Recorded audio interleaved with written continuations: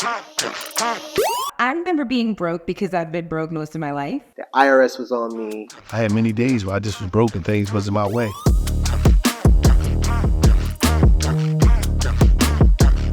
I had a hard time finding success. I wanted people to know it's not what you think it is. Success is not a goal, it's a journey. A lot of talented people give up on their dreams because they think this isn't how it's supposed to go. Next up on My Broke Stories. My name is J.que Smith. I'm a songwriter. That's what Rocky told me to say. But I also sing and produce and make beautiful babies.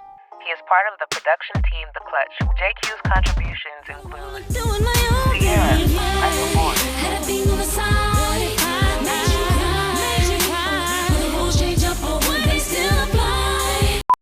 Tiffany Evans, Promised Land.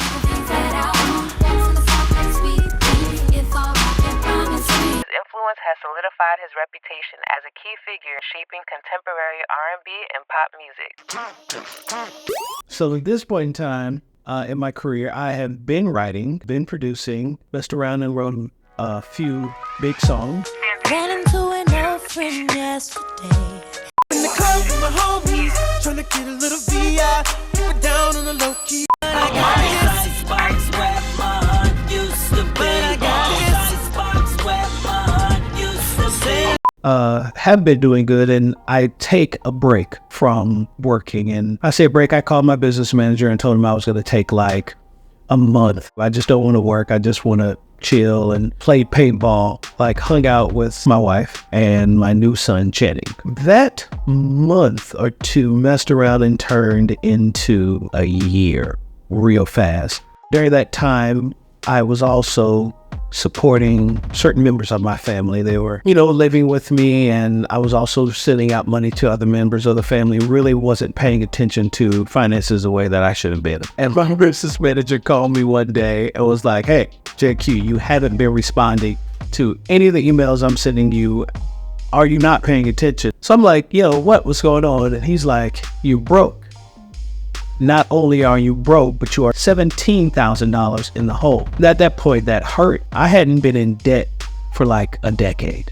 Like I hadn't owed anyone money for 10 years. Immediately, I'm sick. And I say that this was probably worse than when I was broke to start my career, because at that point, I didn't have car note. I didn't have a family. I didn't have a home. So being broke meant something completely different.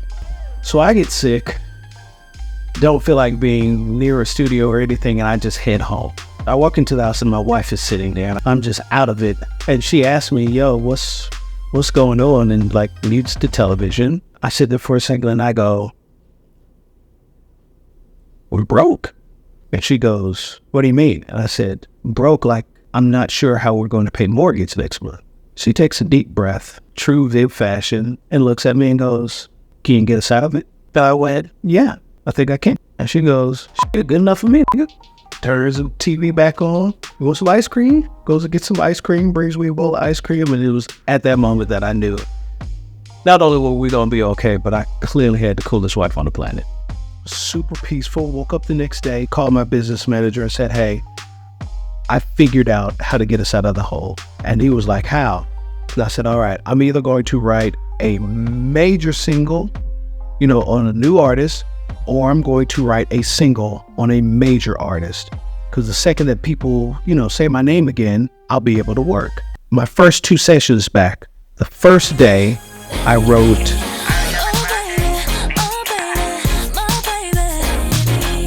the second day. And those are the 2 songs that put me back in the game.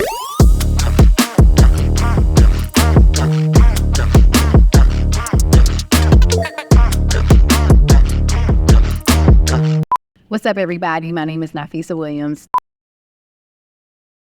Nafessa Williams is recognized for her impactful roles on television.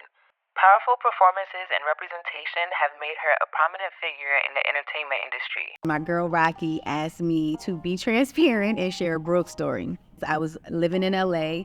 I was riding around in my Mercedes Benz, and I had to stop at the gas station and ask a couple people to help me fill up my tank. Yes, I know that sounds like an oxymoron. If you got a Mercedes-Benz, you may not need gas money, but it's real. I needed it desperately. I was headed to an audition. I had no gas in my car. You got to do what you got to do. So I hopped out and I asked people for some money. And you know, being on your journey, being in LA, you know, you come across moments like that where you are down and out and you don't have anything but to ask for help. And that's what I did. I'm not ashamed. I'm not embarrassed about it. It is what it is. I got through it. But don't be afraid to ask for help if you need it. Well, the holiday movie season is now upon us. That includes the new film, I Want to Dance with Somebody. And a Philly-born actress plays a major role in this project. There's a boy I know, he's the one I dream of.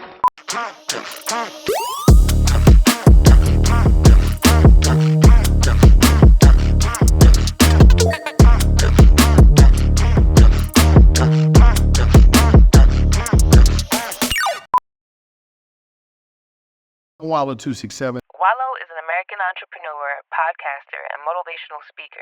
Best known for co-hosting the popular podcast $1 Million Worth of Game with Gilly the Kid. WALLO is also recognized for his inspiring personal journey, having served time in prison before turning his life around and using his platform to empower others. I'm an entrepreneur, I'm a podcaster, a speaker, all this other stuff that I do. There was a time where I didn't have it like that. I didn't have all them titles. And I was trying to figure out life. I was living in my grandma's middle room doing my thing, selling t-shirts every day, you know, twin size mattress, like the same one I had in jail. And no matter what, I just had a fire inside of me to get out there and make things happen. I knew where I wanted to be at in life, not knowing how far it would take me. I just knew that I wasn't gonna give up, and I knew that there was something bigger waiting for me. Some people, places, and things and waiting my arrival. So I just kept going on every day. See, it's not about what you don't have, because the reality is you got everything you already need in order to get to where you're trying to go. You just got to activate what you need, and that's within. I had many days where I just was broken, things wasn't my way, but I didn't give up, and look at me now, and it's just like that.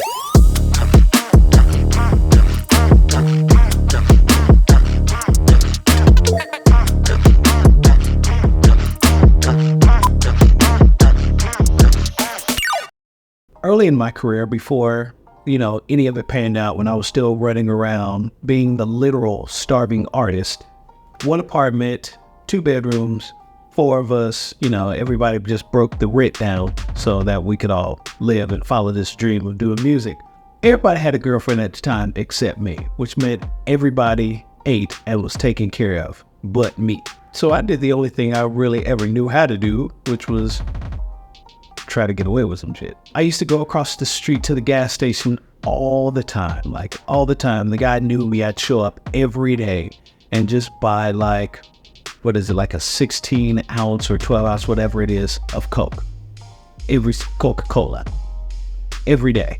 But what I was really doing, I'd walk through the store, pick up, not even real beef jerky, just like Slim Jims, which is like, you know, mostly oil. I pick up like 2 Slim Jims and a box of Velveeta shells and cheese every day. And I would stick them like under my coat and put the shelled cheese right under my arm. Then I'd grab the Coke, go up there, I say, what's up to the dude? Hey, what's going on, man? Put my Coke down, pay for my Coke, and be like, yo, thank you, man. All right, man, I'll see you tomorrow. So that was my routine every day. So this day, I go in there, grab my Slim Jim, grab my macaroni. Shit must have been difficult back then. And no greens happening there. I run up there, pay for my Coke. All right, man, see you tomorrow. And he's like, all right. Go to walk out the store, bump into something. My shells and cheese fall out my Coke. Boom, hit the floor. I turn, my Slim Jims fall out. I'm staring at the floor, look up at him, looks at me, and we just stared at each other for a minute like. And then he hits me with the, you think I don't know you steal macaroni and cheese every day to eat? Pick up, leave, go. And I was like, yo, this is so cool. Thank you, man. I appreciate it. And I just go ahead and dip. And that was my broke ass dinner story.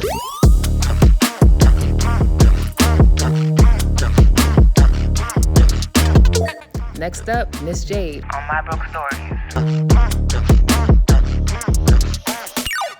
I'm Ms.Jade, represent Philly. Ms.Jade is an American rapper and songwriter known for her distinctive style and contributions to the hip-hop scene in the early 2000s.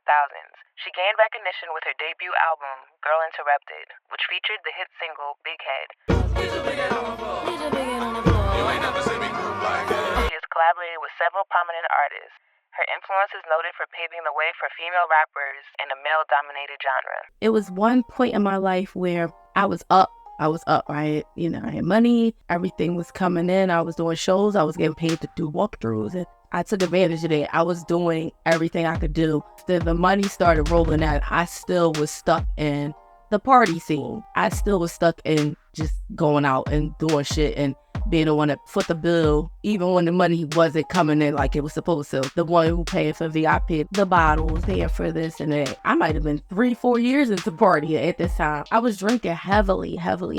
Everything was just a blur for a few years. It's been times where I was drinking so much where I didn't remember even driving. I didn't remember getting home. After 4 years of just indulging and drinking and just partying, you know, just being an artist. I had to do an event for my girlfriend, and I was like, I didn't really feel like going.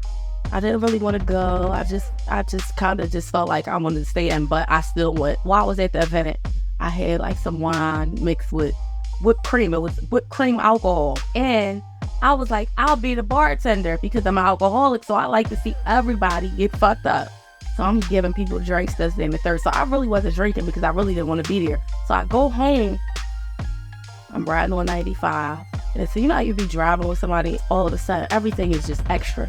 Get the fuck beep done on the way there, which was a sign to me when I think about it. So on the way back, and I wasn't even drunk, and I get into a crazy car accident.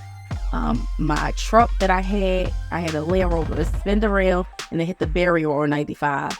I jumped out the car like fucking being on fire, like I was Denzel or some shit. I don't know why I took my shoes off. I got out the car because I watched too many movies. I'm like, this bitch gonna blow up. I had blood gushing from my head. My tooth was cracked. My rib was hurt. But at the time, I didn't realize what the hell was going on. It was a white lady. She came for me. She said, I'll be an angel. Just relax. The cops is coming. I'm here to protect you. The cops came, and next thing I know I was in a hospital. I never saw the lady ever again. To me, it was like a wake-up call. I didn't hit anybody's car, but my car spun around. It stopped traffic and made other people's cars get fucked up. I got myself a DUI. I had to pay all this money in court fees and court costs. I had to go down. I was on probation. I was on parole. And it just was like embarrassing. Like, really? Like I got a PO? Now I got a PO? It was God's way of telling me to slow down. You letting this shit get way too out of hand. I wasted a lot of money that I didn't have coming in, trying to maintain this image that I had money coming in. I was broke. My spirit was broken, but I kind of got out of it because I recognized that. Because I was on crutches. They gave me one of the commode where you have to pee. My tooth was cracked like knives. I was fucked up. It set me down and made me take a look at which way my life was going. And it was all because of my doing, my pride. It was all because of me feeling like I'm still in this life. I'm still doing this after. Now, what should have been going on is I should have just been at the fucking studio. Not that I wasn't working at the time. Like, I still was doing what I was doing, but I was enjoying partying. I was enjoying living that facade. Like I said, I wasn't getting money at that time for going to these clubs and going to these parties. I just like the treatment. I just like the vibe and all that. Like, yeah. And I'm still coming out of my pocket. I'm still paying for everything. Let a bitch know better now.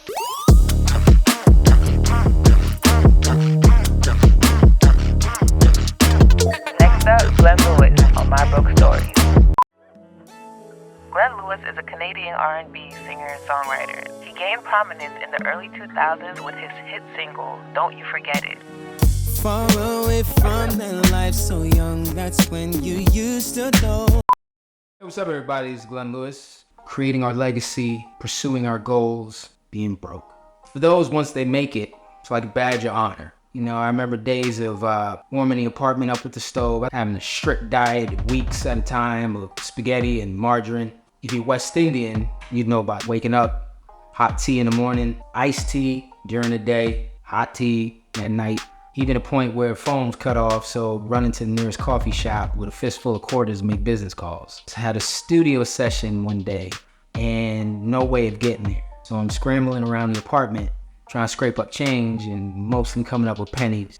Ended up scraping up like damn near 200, 300 pennies.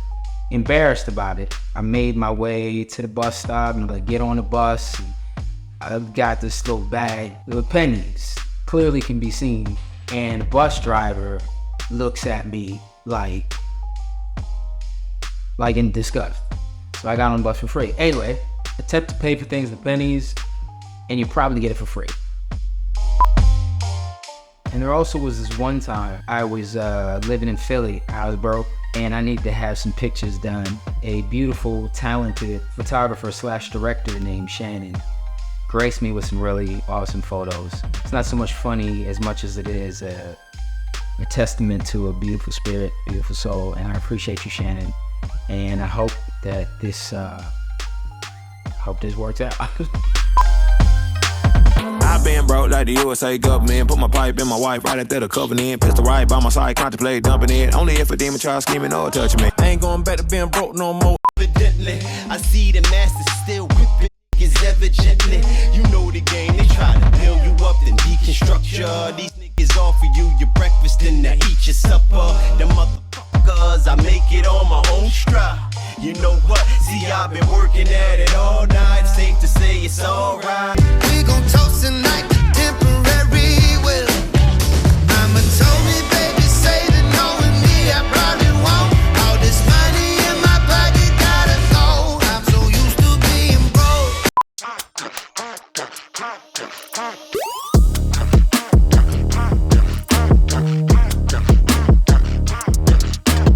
Rocky Jean is an accomplished creative artist known for her work in film and television. She has garnered attention for her unique storytelling and dedication to promoting diverse narratives. With experience in various roles within the industry, Rocky Jean focuses on empowering underrepresented voices through her projects.